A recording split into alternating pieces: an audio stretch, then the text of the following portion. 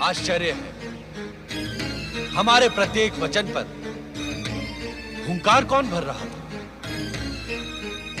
कौन है वो प्राणी जो हमारी आज्ञा के बिना इस दिव्य ब्रह्म ज्ञान के संदेश को सुनकर हुंकार भर रहा था? उपस्थित हो।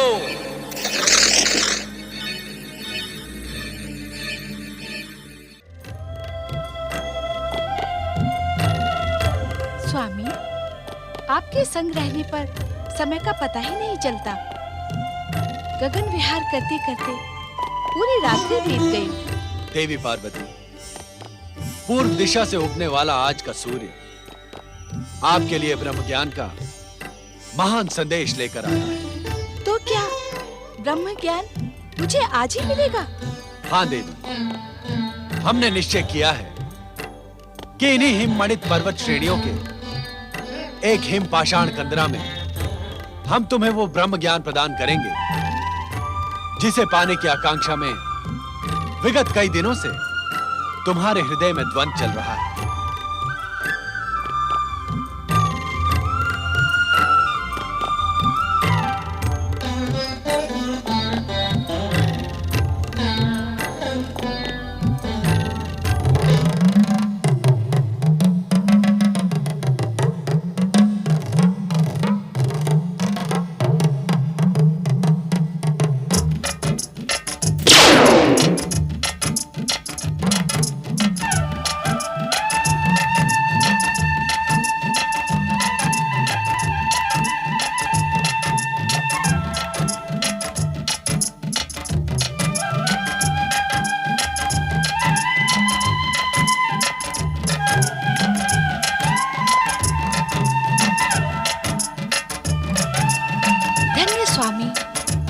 प्रकृति के सुंदर, शांत, मनोरम स्थान को देखकर मेरी आत्मा प्रसन्न हो गई है। देवी पार्वती, ब्रह्म ज्ञान प्राप्त करने के उद्देश्य से तुम जिस गुफा में खड़ी हो वो प्रकृति के गूढ़तम रहस्य से भी अधिक गूढ़ और रहस्यमयी है। इस सुंदर स्थान की ऐसी क्या विशेषता है स्वामी? इस स्थान का रहस्य आज से पूर्व किसी के सामने उल्लेखित नहीं किया गया है। हमारे अतिरिक्त इस समस्त संसार में सर्वप्रथम तुम इस स्थान में उपस्थित होकर यहां का रहस्य ज्ञात कर रही हो। उस रहस्य को ज्ञात करने के लिए मैं उद्विग्न हो रही हूँ स्वामी। तुम्हारी उद्विग्नता स्वाभाविक है पार्वती। पर्वतराज हिमालय के अत्यंत कठिन, गूढ़ तथा हिम से ढके मार्गों में स्थित यह पवित्र गुफा अमरेश्वर के रूप में हमारा अत्यंत रहस्यमयी एकांत निवास स्थान है। ये आप क्या कह रहे हैं स्वामी? हम सत्य कह रहे हैं देवी पार्वती। हमारे अतिरिक्त किसी भी जीवात्मा को अब तक यहाँ आने का विधान नहीं था। निस्संदेह स्वामी, ब्रह्म ज्ञान प्राप्त करने के लिए मैं विगत दिनों से व्यग्र हूँ, किंतु अब आपके इस रहस्यमय एकांत निवास का रहस्य जानने को उत्सुक हूँ। देवी पार्वती, सृष्टि निर्माण के उपरांत जब जीवन के साथ मृत्यु भी अस्तित्व में आई, तब मृत्यु एवं अंतकाल देवताओं को भी भयभीत करने लगा। भयभीत देवगण हमारी शरण में आए। तब हमने देवताओं को मृत्यु के भय से उबारने के लिए सदा अपने मस्तक पर सुशोभित चंद्रमा को निचोड़ा। अद्भुत, आश्चर्यजनक। निश्चित ही सदा आपके मस्तिष्क का स्पर्श पाने वाले चंद्रमा में अमरत्व विद्यमान होगा। हाँ पार्वती, चंद्रमा को निचोड़ने से अमरत्व का पान करके देवगण अमर हो गए। परंतु भोलेनाथ, इस पावन कथा का इस पवित्र अमरेश्वर गुफा से क्या संबंध? संबंध है देवी पार्वती। उस अमरत्व की कुछ बूंदें पृथ्वी के इसी क्षेत्र में गिरी। उन्हीं से अमरेश्वर की अमर गंगा अथवा अमरावती नदी बह निकली। अर्थात पतित पावनी अमरावती का प्रारंभ इसी स्थान से होता है। हाँ देवी, चंद्रमा को निचोड़ने से गिरी अमरत्व की बूंदों ने इस गुफा में पहुंच सकने वाले व्यक्ति की अमरता सुनिश्चित कर दी। अर्थात इस गुफा तक पहुंचने वाला व्यक्ति अमरता को प्राप्त कर लेगा। निश्चित। यहाँ की वायु, यहाँ के वातावरण में अमरत्व विद्यमान है, जो किसी भी जीवात्मा को जीवन मृत्यु से मुक्ति प्रदान कर अमर बना सकता है। तब तो मानव कल्याण के लिए ये महान स्थान है, क्योंकि मानव सदैव अमरता प्राप्ति का प्रयास करता है।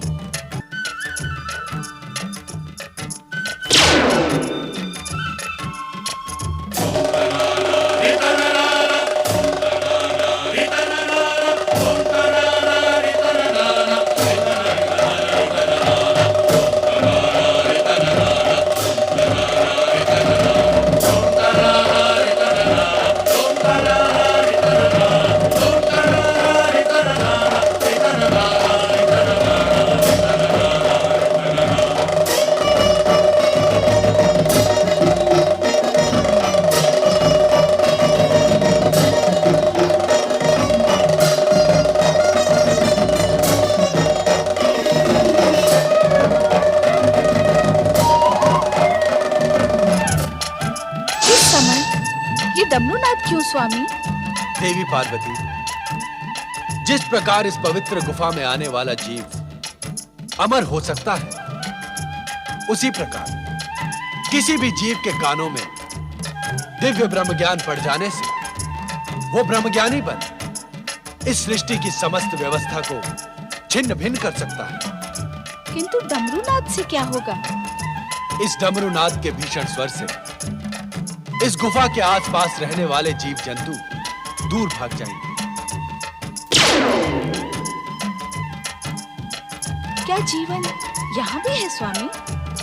आश्चर्य है कि यह प्रश्न हमसे पर्वत नंदिनी पार्वती पूछ रही है। देवी, जीवित रहने की आकांक्षा जीवात्मा को कहां-कहां ले जाती है, यह जानकर आपको अपार आश्चर्य होगा। आश्चर्य तो मुझे इस गुफा को देखकर भी हो रहा है स्वामी। हम इसी आश्चर्यचकित करने वाले स्थान पर आपको ब्रह्म ज्ञान का अमर संदेश प्रदान करें। इसी कारण भविष्य में यह गुफा अमरनाथ धाम के रूप में प्रसिद्ध होगी। जय अमरनाथ धाम। आज हमारे प्रिय मास श्रावण की पूर्णिमा है। आज के दिन जो श्रद्धालु शिव भक्त हमारी प्रेरणा प्राप्त कर यहाँ हमारे प्रतीक शिवलिंग के दर्शन करेगा, उसे अमरता के साथ ही साथ वैसा ही दिव्य ज्ञान प्राप्त होगा जैसा अब हम तुम्हें प्रदान करेंगे। अर्थात क्या अब प्रत्येक वर्ष श्रावण पूर्णिमा पर यहाँ आपका प्रतीक पूर्ण हिम शिवलिंग अवतरित होगा? हाँ देवी, आज से प्रत्येक वर्ष श्रावण माह में चंद्रमा के बढ़ने के साथ ही साथ मेरा प्रतीक हिम शिवलिंग अवतरित होकर पूर्णिमा के दिन पूर्ण होगा तथा चंद्रमा के घटने के साथ ही अमावस्या तक मुझ में विलीन हो जाएगा।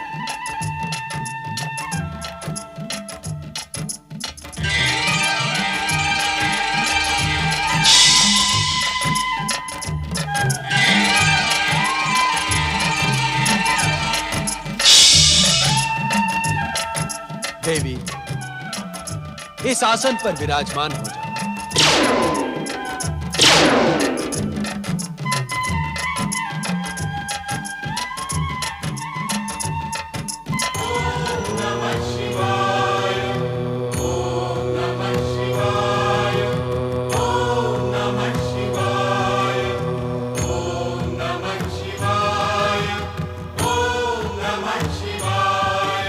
ब्रह्म ज्ञान की कथा अत्यंत रहस्यमय तथा कठिन है। हम ये ज्ञान तुम्हें समाधि अवस्था में प्रदान करेंगे। इसे कहते हुए हमें तथा सुनते हुए तुम्हें रोमांच का अनुभव, अतः सुनने की सहमति का हुंकार भरती है, जिससे हमें यह ज्ञात रहे कि तुम ध्यान से ब्रह्म कथा सुन रही हो। जो आज्ञा। शक्ति स्वरूपा पार्वती, तुम्हें यह ज्ञात हो कि पूर्व काल में हमने अपने निर्गुण दिव्य तेज से पंचक्रोशी नगरी का निर्माण किया। इसी पंचक्रोशी नगरी में श्री हरि विष्णु पुरुष के रूप में प्रकट होकर हमारे पंचाक्षरी मंत्र का प्रणव सहित ब्रह्म ज्ञान की साधना करते हुए जप करने लगे। ओम नमः शिवाय। हमारे इस पंचाक्षरी मंत्र के निरंतर जप से एक दिव्य ध्वनि का निर्माण हुआ। उस दिव्य ध्वनि से आनंद की लहरें उठने लगी। श्री हरि विष्णु का संपूर्ण शरीर इस आनंद लहरी का अनुभव करने लगा।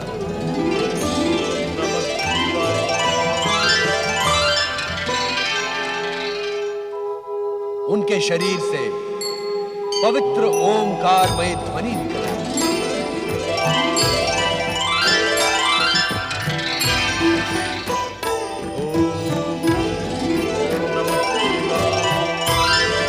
ये ओमकारमय ध्वनि इस बात का संकेत है कि परम पुरुष श्री हरि विष्णु को ब्रह्म ज्ञान का साक्षात्कार होने लगा था। यह ब्रह्म ज्ञान शिव का स्वरूप है। जो जीवात्मा मुझ परमात्मा स्वरूप के इस ब्रह्म ज्ञान को अपने हृदय में स्थित देख लेते, वो साक्षात हमें अर्थात शिव तत्व को प्राप्त कर लेते। देवी पार्वती लोक कल्याण तथा निरंतर शिव भक्ति में प्रयत्नशील शुद्ध आत्माओं, निर्मल मन और सात्विक बुद्धि वालों को शीघ्र ही शिव तत्व की प्राप्ति हो जाती है।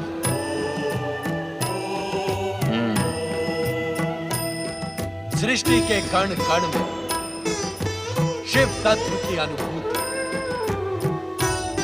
प्राणी मात्र की श्रद्धा और भावनाओं को आहत न करें तथा संपूर्ण संसार को शिव की रचना मानने वाली जीवात्माओं को शिव ज्ञान की प्राप्ति हो।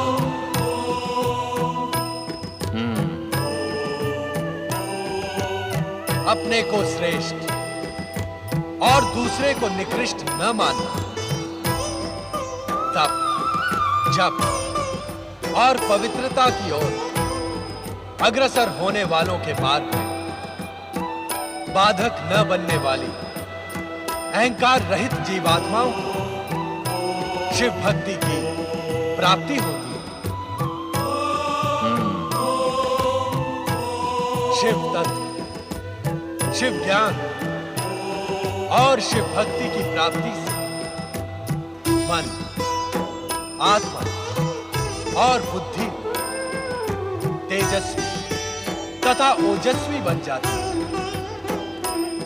इतना प्राप्त कर लेने पर कुछ भी प्राप्त करना शेष नहीं बचता। शिव तत्व, शिव ज्ञान और शिव भक्ति को प्राप्त करने का एकमात्र मार्ग है शिव चरणों में अपना जीवन समर्पित कर निरंतर हमारे पंचाक्षरी मंत्र ओम नमः शिवाय का जाप कर। हमारे इस पंचाक्षरी मंत्र ओम नमः शिवाय में संसार का सर्वश्रेष्ठ ज्ञान समाहित है।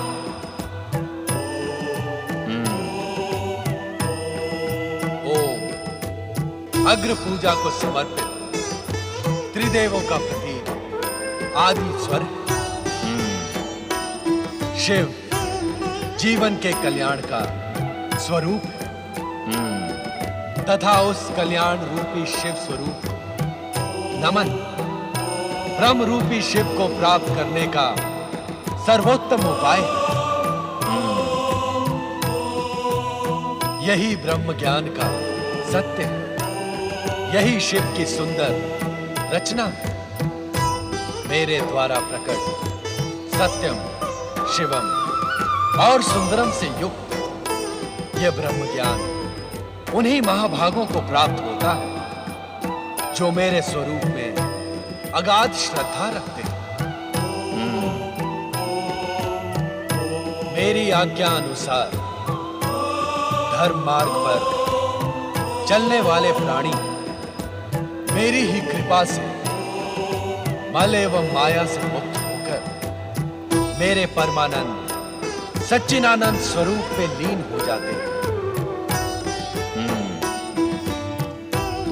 स्वयं मेरे द्वारा रचित एवं कहे गए इस दिव्य ज्ञान को प्राप्त ज्ञानी इस ज्ञान के प्रकाश रूपी अग्नि से अपने कर्म में शरीर को क्षण भर में जलाकर मेरी कृपा से कर्म बंधन से छुटकारा पाकर मोक्ष को प्राप्त कर लेते हैं।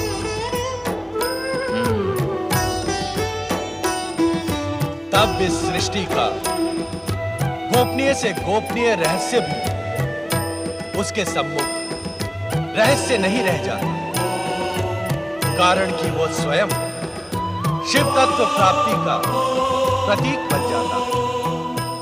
यही है परम दिव्य ब्रह्म ज्ञान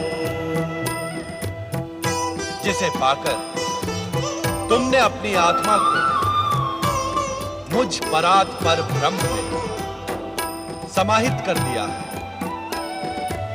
अब तुम स्वयं शिव तत्व, शिव ज्ञान और शिव भक्ति की प्रतीक हो।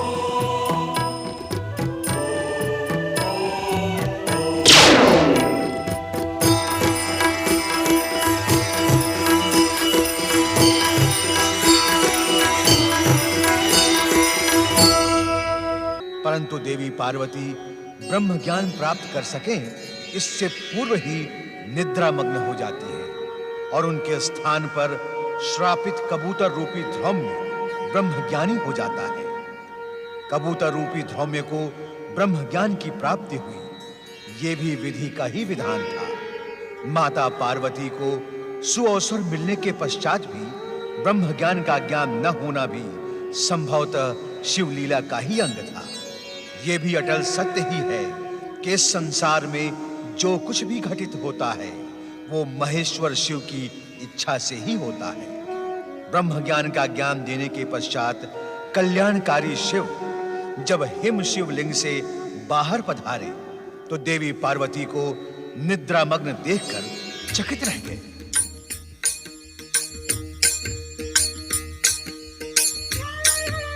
तुम सो रही हो पार्वती, तुम अपनी निद्रा को रोक न सकी। परम शिव तत्व और ब्रह्म ज्ञान की प्राप्ति के स्थान पर तुम्हें निद्रा ही प्रिय लगी। आश्चर्य है, हमारे प्रत्येक वचन पर हुंकार कौन भर रहा था? कौन है वो प्राणी जो हमारी आज्ञा के बिना इस दिव्य ब्रह्म ज्ञान के संदेश को सुनकर हुंकार भर रहा था। उपस्थित हो।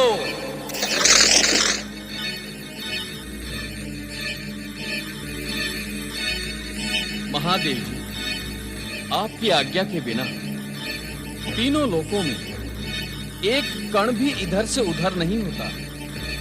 मुझे आपके डमरू नाद द्वारा इस स्थान पर पहुंचने का संदेश मिला। क्या आपकी इच्छा के बिना कपोत जैसा साधारण प्राणी इस भयानक शीत प्रदेश में एक क्षण में जीवित रह सकता है? इसके उपरांत भी यदि मैंने आपकी आज्ञा का उल्लंघन किया हो तो आप मुझे दंड दें भोलेनाथ। मैं पापी आपके दंड का ही योग्य हूं स्वामी। मन छोटा न करो ध्रुव। ये सारी माया हमने तुम्हें शाप मुक्त और ब्रह्म ज्ञान देने के लिए ही रची थी। ब्रह्म ज्ञान के लिए तुम्हारी पात्रता पहले ही निश्चित हो गई थी। अब तुम अपने गुरु के शाप से मुक्त हुए। ब्रह्म ज्ञानी ध्रुव ने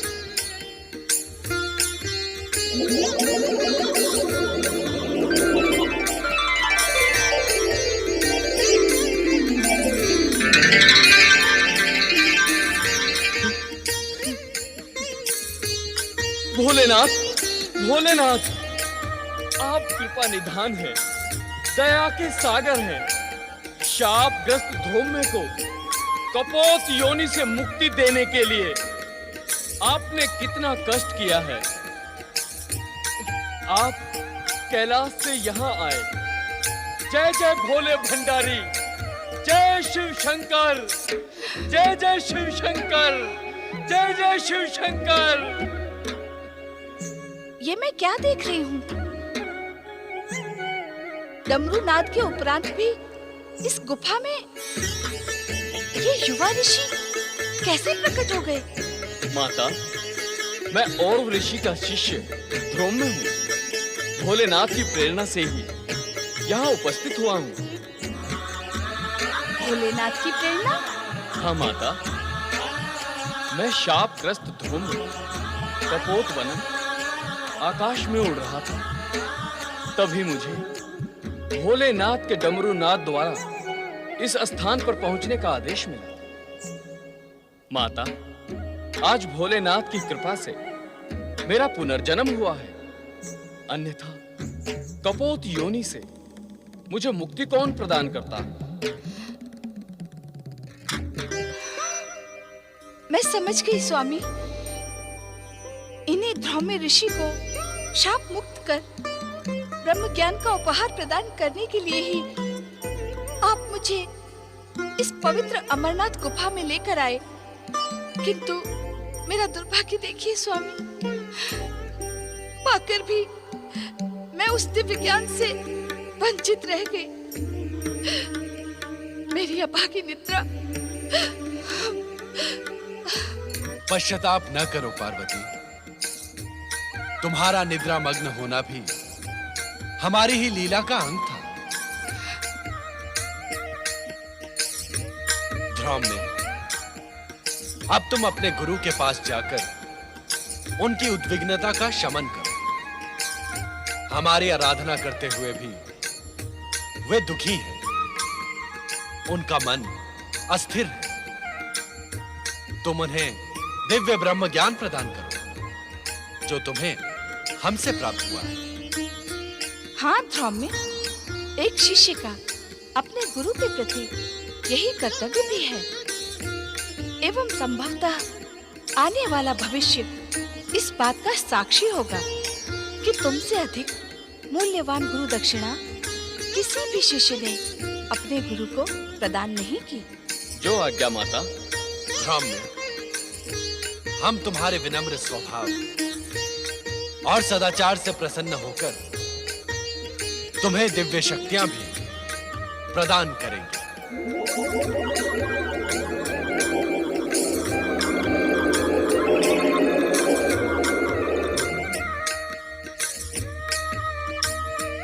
मैं आपकी इस महान कृपा के योग्य नहीं था भोलेनाथ।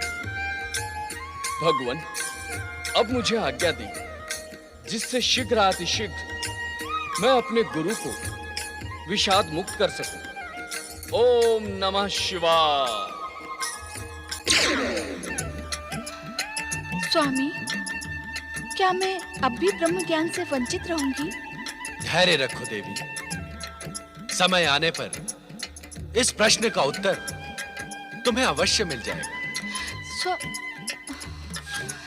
अपने मन की उद्विग्नता का शमन करो देवी। तुम्हारे मन में जो प्रश्न जन्म ले रहे हैं उनका निसंकोच उल्लेख करो। स्वामी, ये अमरनाथ गुफा आपके ब्रह्म ज्ञान प्रदान करने से ब्रह्म भूमि बन गई है। इसके शांत तथा आध्यात्मिक वातावरण ने मेरे मन को प्रफुल्लित कर दिया है। स्वामी, अब मेरा मन यहाँ से जाने को उत्सुक नहीं है। क्या हम इस स्थान पर अनिश्चित काल तक निवास नहीं कर सकते? तनिक अपने नंदी तथा अन्य शिव भक्तों के साथ ही उन प्रियजनों की भी चिंता करो पार्वती, जो अपने समस्याओं के समाधान के लिए हमारी शरण में कैलाश पहुंचते हैं। हमें कैलाश पर ना पाकर सभी भक्त एवं प्रियजन भी ब्रह्म ज्ञान के लिए प्रयत्नशील होंगे। इससे उन सबका कल्याण होगा। माँ के हृदय में ममता का ही वास होता है। जो ज्ञान तुम स्वयं प्राप्त न कर सकी, उसे अपने भक्तों को प्राप्त कराने के लिए कितनी ललायत हो तुम। तुम्हारी इच्छा का सम्मान करते हुए हम तब तक यहाँ निवास करेंगे जब तक तुम स्वयं कैलाश जाने की इच्छुक नहीं होती। किंतु क्या स्वामी? हम यहाँ इस रूप में न रहकर हमारे प्रति हिम निर्मित शिवलिंग में ज्योति स्वरूप में निवास करेंगे। जो आज्ञा स्वामी।